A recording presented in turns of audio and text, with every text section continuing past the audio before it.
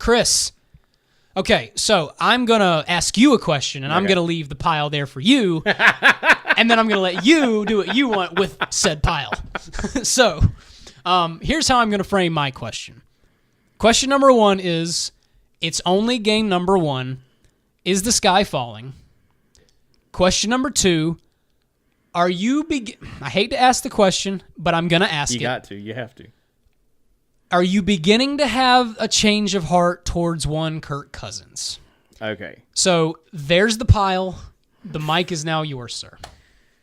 Man, okay. I'm just going to go ahead and step in it. I never say the sky is falling after a week 1 loss. Okay. And part of that is because the Redskins generally lose in week 1, and I haven't been hit with a cloud yet. So now, does this make Jay Gruden 0 and? He's 0-4 in openers. We haven't won an opener actually since 2012. I think you have to go in 2012. Let's see. I think we won our opener in 2011 too. So yeah, and 10. Okay. All right. Anyway. All right. Anyway, so I always have to be careful going crazy. I'm exactly like you. I try not to enter into groupthink after just one game. Absolutely. Because we watched the Redskins start 0-2 last year, and when the smoke cleared after 10 games, they were 6-3-1. And then they went through that 4-game win streak there for a second. Yeah. So it can happen. Am I happy about the way they played? No. Yeah. Am I losing? And I'll just go ahead and get the Kirk Cousins. Just go ahead and get the Kirk Cousins analysis out of the way. Am I off the bandwagon? No. Am I concerned? Yes. I'm still a big Kirk Cousins fan, but there are some things that have happened now that are beyond trends. It's becoming a thing. It's a thing. Yeah. You know, it's a habit now. Yeah. And poor starts, wetting the bed in key situations, you know, throwing that pick. Oh, yeah. I mean, you can't do that. Not to mention when he had, a couple of missed throws as well. Well, no, he was high all day. It wasn't just a couple of throws here and there. I mean, he had some just he had some horrible throws. He had a throw early in the game that should have been picked. He did not get helped out by Terrell Pryor at all, working back to the football. That could have very easily been picked. He did not handle pressure well at all. At all. And Kirk typically doesn't, to be honest with you, man. No, he doesn't. Now, one thing that's interesting about Kirk is, and this is kind of a hard stat to quantify, but when these NFL next-gen stat outfits, they say that Kirk Cousins, when he is under duress, and I'm not sure how they quantify that, they talk about how bad he is, but against blitzes, which is 6 or more rushers, he's generally pretty solid in terms of making teams pay for that. Right. Or he was last year. This year, this game was just incredibly disappointing. Way too many throws off of his back foot. He was not driving, not transferring anything from his back to his front foot. Wasn't driving on throws. The interception, that's a play, and Chris Cooley broke it down this morning in a very impressive way. He said, look, you've got a zero blitz, which is another word. You've got cover zero behind. It's all out blitz, man coverage. Right. Your first read generally in those situations is the deeper read, which was Terrell Pryor breaking on the post. And then working underneath was Jamison Crowder. And Kirk came off of his read to Pryor. Cooley said if it's him, he's throwing the ball to the goalpost. At that point, you're driving the ball back of the end zone, let your receiver go get it. He comes off that. There's Pryor wide open. I mean, not Pryor. There's Crowder wide open. All you have to do is make a throw. Yep. It does not have to be a bullet. It just has to be a throw, and it just has to get to him. You get a first down, maybe even a touchdown. Yeah. Kirk, if you watch the tape, completely off the back foot, arm angles funny, and the ball just sailed. And that's frustrating. That is frustrating that we are here year 3. Yeah. And I'm not even sure he made that throw in his first year as a starter under Gruden. Yeah. I mean, I guess he did. I'm not saying Kirk didn't throw interceptions, but I'm talking bad game back-breaking interceptions. Yeah. So to say that I was disappointed in Kirk's play is probably an understatement. The offensive line was horrible in this game. Yeah, it was. Now, when you go back and kind of look at some film, the one-on-ones, I really felt like my first impression was that Brandon Sheriff had a horrible game. That's not exactly true. He gave up 1 sack on a play. Otherwise, he was pretty solid. The guy that had a horrible game was Morgan Moses. Morgan Moses, yeah. Gave up 3 sacks. It came out later that he was playing with an ankle injury. Well, my thing is this, man. If this guy is Olaying it like he was and just letting guys go by him, if he's not healthy, sit him and get Nsekhe in there. Exactly because he was not effective on any level. Yeah, and Ty Nsekhe's been solid when he's been. That's what I'm saying. You know? I mean, there was no need to stretch that one out like that. Sean Laval, I mean, he has typical game, lunges a lot, just typical game. But overall, when you go back and watch it, this O-line picked up a lot of those blitzes. Now there were 3 sacks. The 2 fumbles, I have a real problem blaming Kirk for in any way. I mean, guys were on him on those situations. Sure, it's hard to, it was not like Kirk sat back there for 4 seconds, holding the ball nonchalantly and got hit from behind and he fumbled. That's when you blame the quarterback. That was not the case on either fumble. I'll go ahead and get this out of the way, folks. If you want to hammer on the NFL for not making the correct call, which I think his arm was going forward. That's my opinion, but I'm biased. It's the Redskins. I'm going to be biased.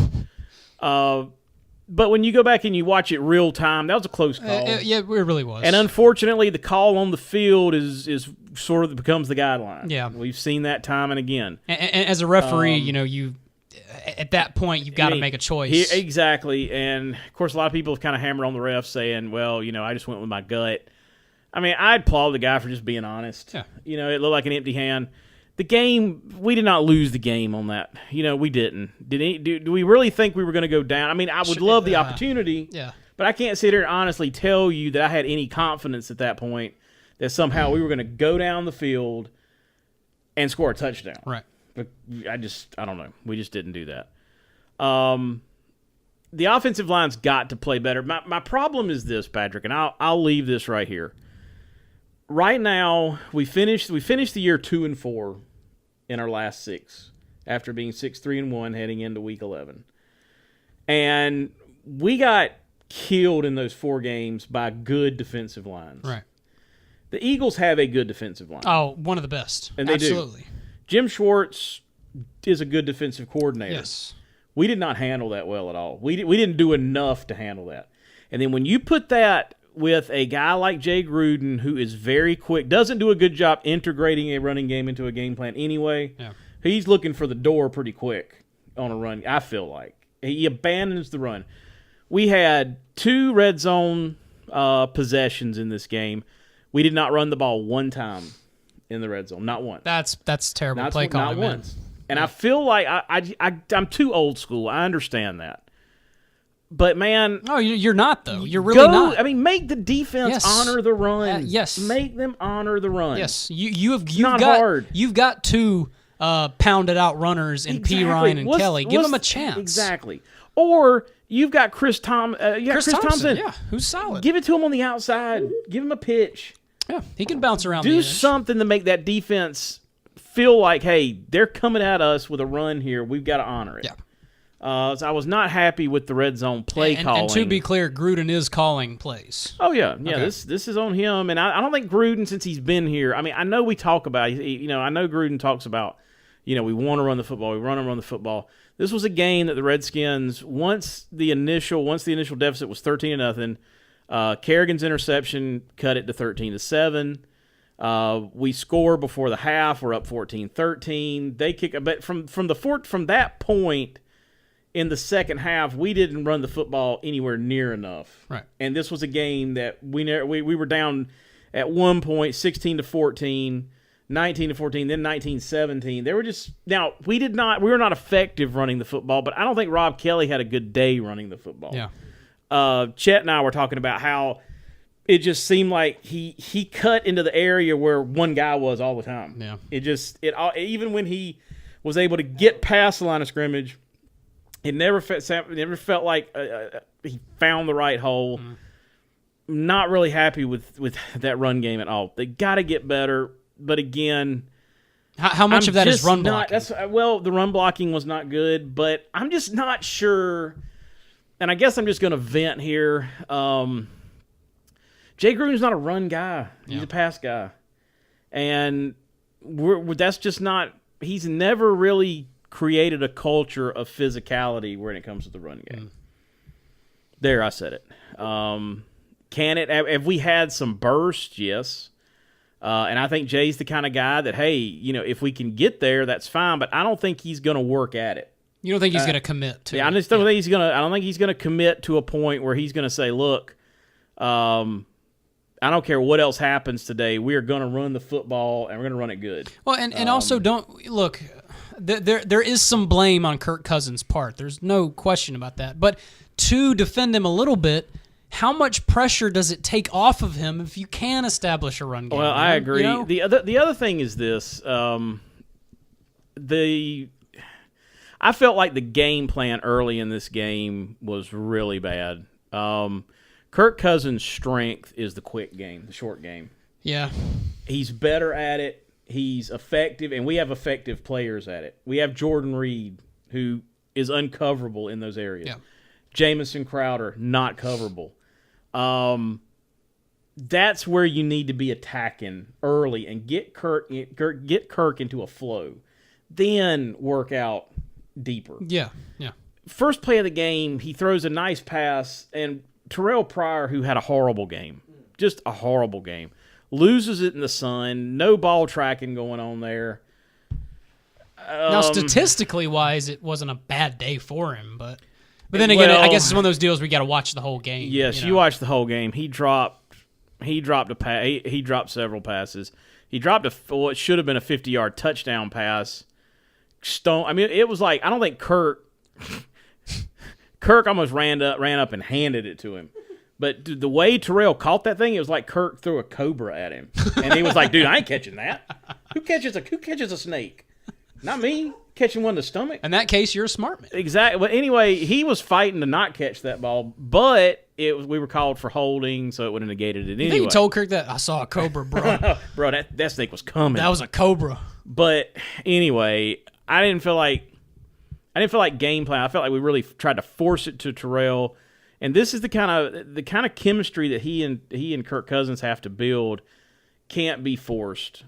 You've got to let it develop naturally. And the Redskins have a way to do that with the quick game. I just think Gruden tried to go too hard down the field in that area. If we could pause here just very briefly. I'm glad you're talking about it because I wanted to ask you, what is Terrell Pryor to this team?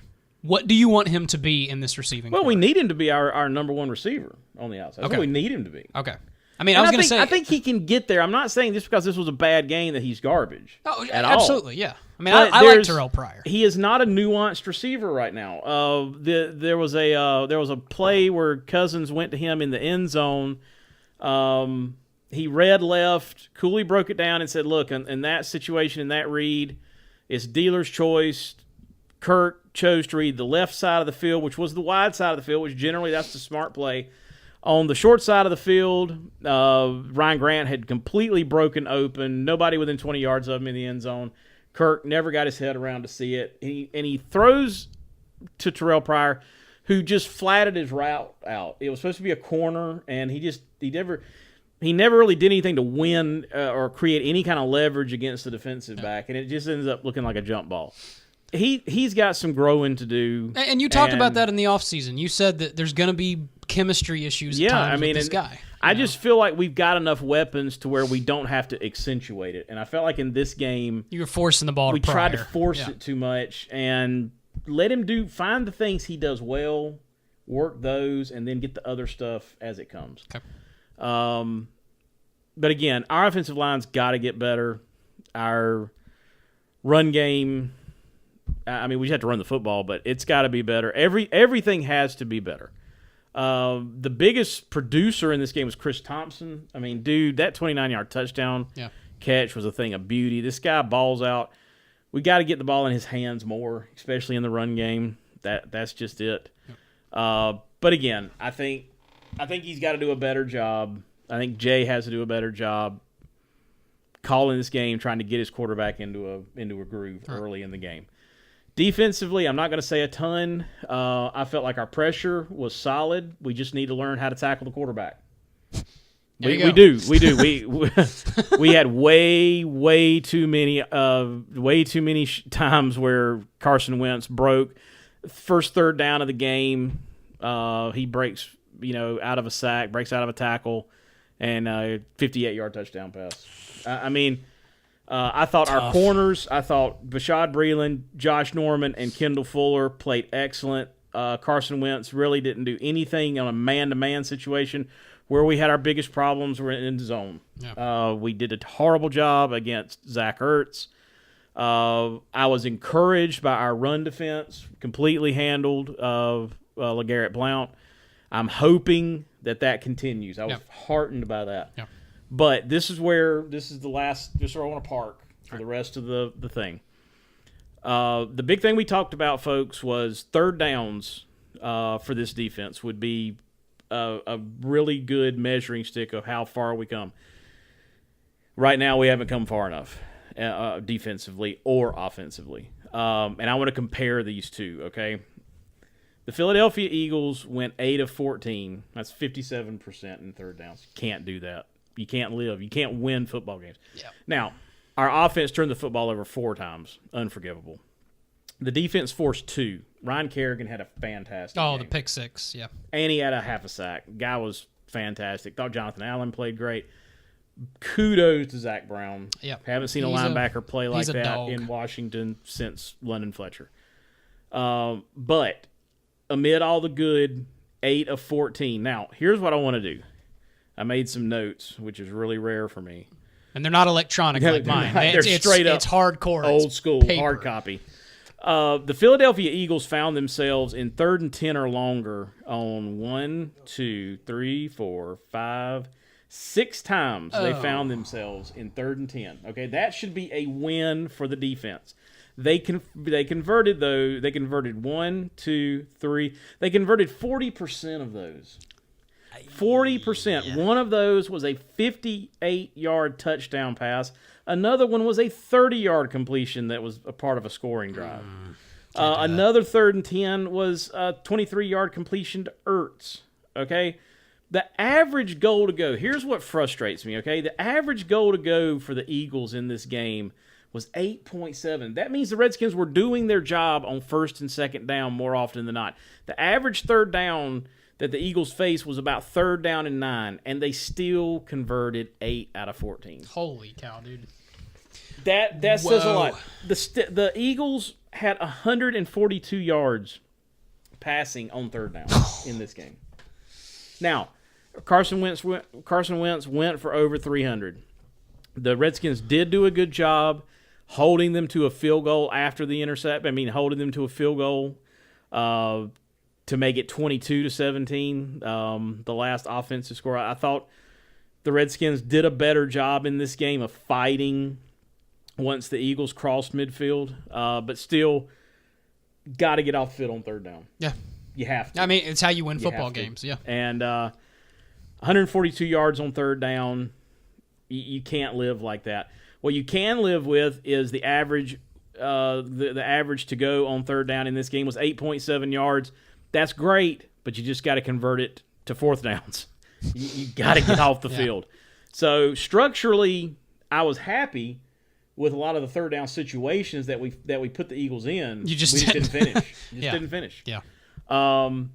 We did hold them 2 out of their last 6 3rd downs, which was decent. That's better, but just way too many big ones early that led to points. Yeah. On the flip side, the Redskins were only 3 for 11 on third down. Their average yards to go was 8.18. So basically, we had the same amount of basically 3rd and 8s. They found a way to convert 8. We only converted 3. They got 142 yards on third down. We got 24 yards on third down. Jeez, man. 24 yards on third down. Whoa. I think we only completed 1 pass, if I'm reading this right, for a first down on third down. Jeez, man. That was an 11-yard pass to Mike Quick. I mean, not Mike Quick. Yeah, I am thinking old Might school, as well be Eagles Mike receiver. Brian Quick. My point in all this, our average per play on third down was 2 yards. That's what we averaged on third down. The Eagles averaged 10.1 yards Sad per Kirk. play. Ooh-wee. So if you want to go a little deeper on the stats, I mean, yes, if you commit 4 turnovers, you're generally going to lose. By the way, solid stat work here by our boy CGLSKC. Primetime stat work. But if you go a little deeper, the Eagles beat them on a much different level on third down. It was you guys' third downs versus their third downs. That's what it boiled down. Yeah. And I'm going to kind of look at this all year because it was such a glaring deficiency in our defense last year. Mm-hmm. And I got to thinking, well, we hammer on the defense about it, but what does our offense look like? Sure. So I'm going to try to keep up with it all year and just kind of get an idea of where we were at third down wise. But by going by those numbers, this game isn't something that you would think we'd win. Yeah. But again, we've got a long way to go. I don't know if we're hungover from last year. Right now, in our last 7 games, we're 2-5. Could I ask you an annoying question? And I know maybe you don't want to answer this, but is there a little bit of optimism on your part, seeing how you guys played a poor game? There's no other way to say it. Amid playing a poor game, you guys still were in a real chance to win this football game. Is there a part of you that looks at that and says, okay, if we can clean some of this up, maybe we can win games? Because look, the Eagles didn't score that final touchdown until late in the game. Well, yeah, I mean, and it was. I mean, we were obviously trying to go down and score that drive to take the lead. I'm just saying, are you a little bit encouraged that even with all the mistake making? No. Okay. No, because we're 4. I tried. We're 4 years in. I mean, I keep saying 4 years. We're 3 years into this now. Yeah. And we still have not figured out a way over the past season and a half. All of the last half of this year, preseason this year, and then this first game, we are really not getting off to good starts in games. Yeah. And I don't know what to tell them to fix it. If I could fix it, I'd be a coach. But I'm not. I don't know what to tell you to fix it. I'm not anywhere near as smart as Jay Gruden is. But Jay Gruden right now hasn't been able to get over that hump either. Yeah. So no, I'll watch this game with a lot of disdain. I mean, I was just really ill because it's become typical. It's become what we are. Yeah, and when it happens on a year-to-year basis, Yeah, and I want to love this team, man. I want to stand up and salute these dudes. We have some good players on this team. I want to love Kirk Cousins, but I don't know, man. That was bad football. That was bad football. That was just bad football, and to kind of come out of there with your best foot. I mean, I'll tell you what gripes me too, and we only have ourselves to blame, but it just gripes me when you hear at the end of the game, you hear more Eagles fans hollering than Redskins fans. Yeah, it just that's burns tough. me up. That's tough. But that's kind of where we're at.